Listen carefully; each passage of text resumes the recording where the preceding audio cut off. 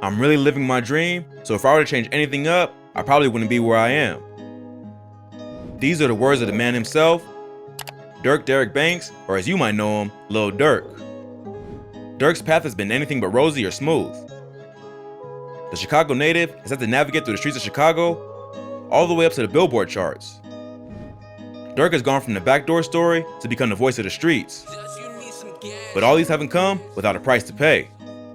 With numerous run-ins with the law and various accusations about gang violence and killings, now we have rumors of another controversy allegedly brewing up.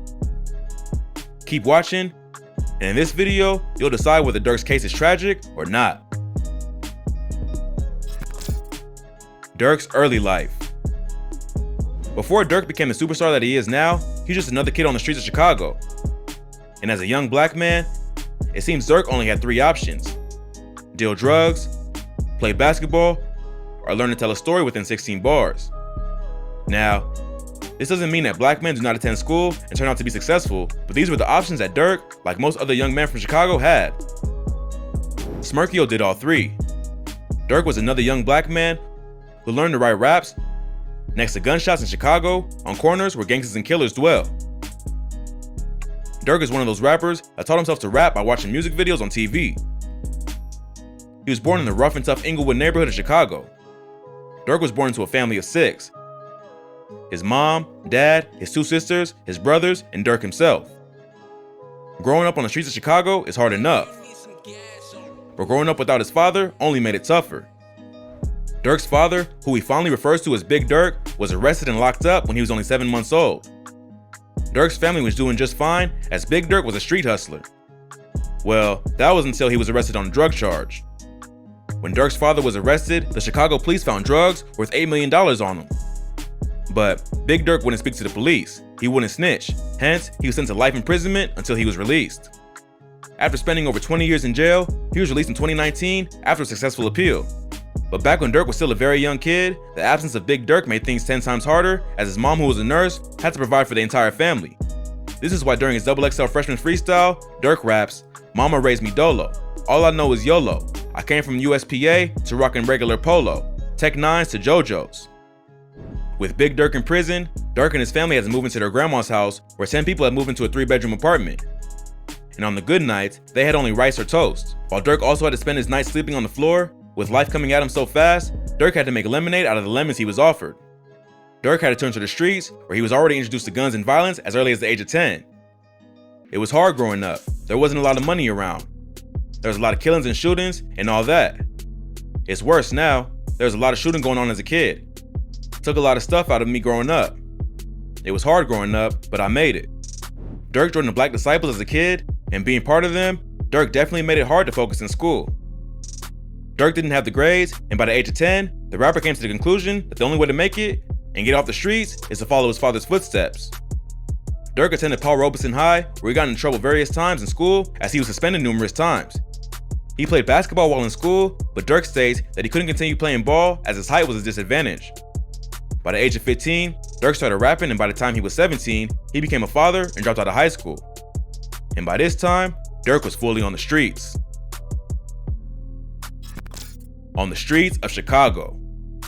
Once upon a time, I was really lost. I was 18 going on 19, and I was shy. All I wanted to do was get money, and the way I was thinking I was going to do that was a negative route.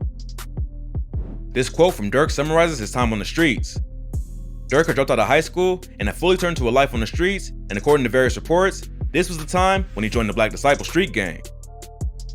At this time, Durk had started making music, but he was also getting arrested for various charges. He released his first mixtape, I'm a Hitter, under his Only the Family label. The 14-track mixtape only had his old friend and fellow Chicago rapper, Lil Reese, as the only featured artist on the album. Also, during this period, Durk was close to signing on a Chief Keef's Glow Gang label, and he was also close to signing with French Montana. Instead, Durk stuck to his OTF label.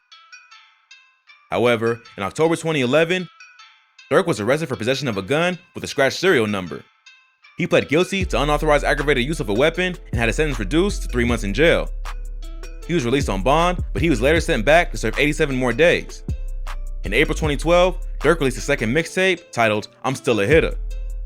The mixtape had 14 songs and also had the controversial song, L's Anthem, which quickly became a hit in Chicago and gave Durk the publicity he needed.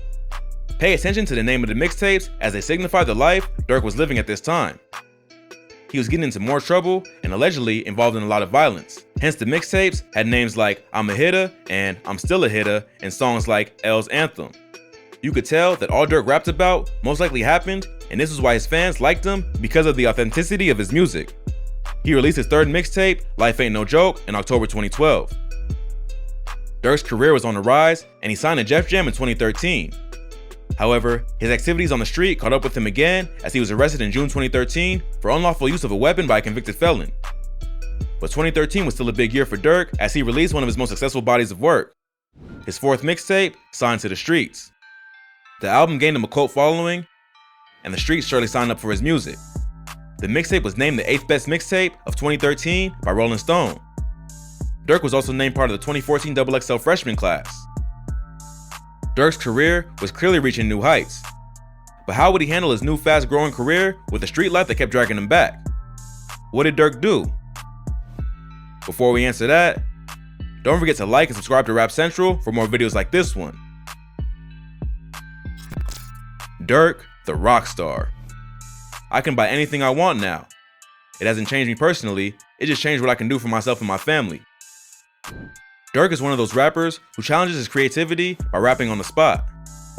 Durk's creative process involves wanting to hear the beats that he's going to record over and molding his lyrics to the vibe. With Durk constantly getting into trouble in Chicago, the rapper decided to leave the Windy City to stay out of trouble and escape the troubles of the street gangs. This move was quite effective as Durk had no issues with the police for 3 years until June 2019.